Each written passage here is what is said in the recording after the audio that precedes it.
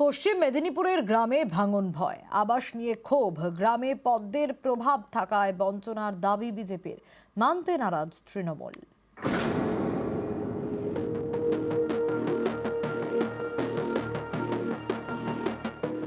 মেদিনীপুর সদরের চাঁদড়া গ্রাম পঞ্চায়েতের অন্তর্গত ধোজিধরা এ গ্রামের গা ঘেঁষে বয়ে গিয়েছে কংসাবতী নদী। অভিযোগ, দীর্ঘদিন ধরেই ধোজিধরা ভাঙন সমস্যায় জর্জরিত। ফি বছর নদীগর্ভে চলে যায় বসতবাড়ি, জমি জমা, কিন্তু বারবার প্রশাসনকে জানিয়েও সুরাহা হয়নি বলে অভিযোগ।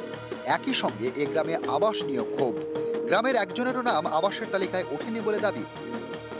বছর বছর আসছে, দেখেন নেতারা দেখে চলে যাচ্ছে, কিন্তু করে দিচ্ছে না কিছু। আমরা কত করে বলবো, প্রতি বছরেই বলছি, আজ মনে হয় 10-20 বছর হয়ে গেল। নদীর ভাঙন ভেঙে ভেঙে চলে যাচ্ছে, আবার বাসা বাঁধা হচ্ছে, আবার ভেঙে চলে যাচ্ছে। তাহলে আমরা ওইভাবে কত কি করব? ডকুমেন্টস জমা দেওয়া হয়েছে, কিন্তু হচ্ছে এখনো পর্যন্ত এই তো বলে 24 সালে আসবে, 23 সালে আসবে, কিন্তু আসেনি। আমাদের একটাই সমস্যা যে আমাদের নদী বাঁধ দিতে হবে, নদী বাঁধ দিতে হবে, রাস্তাঘাটটা করে দিতে হবে, আর আবাস যোজনা যেমন আমরা পাই। 2018-র ভোটের পর চাঁদড়া গ্রাম পঞ্চায়েত ছিল বিজেপির হাতে। 23-এর ভোটের পর এই পঞ্চায়েত হয় তৃণমূলের। যদিও স্থানীয় বিজেপি নেতৃত্বের দাবি, ধোজিধরা গ্রামে পদ্মের প্রভাব রয়েছে, তাই সরকারি প্রকল্প থেকে বঞ্চিত হচ্ছে এই গ্রামের 60টি পরিবার।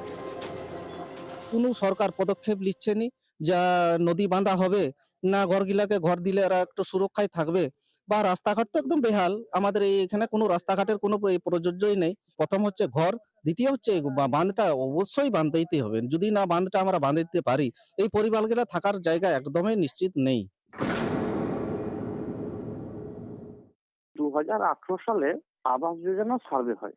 সেই সময় চাঁদড়া গ্রাম পঞ্চায়েতের বিজেপির বোর্ড ছিল, প্রধান ছিল শিলা মাহাতো। তো যদি বিজেপির লোক বলে যে আমরা কেন আবাস যোজনা থেকে বাদ দেওয়া হলো, তো শিলা মাহাতো বলতে পারবে সম্পূর্ণ মিথ্যা মনে করি। পশ্চিম মেদিনীপুর থেকে শোভন দাস, নিউজ 18 বাংলা।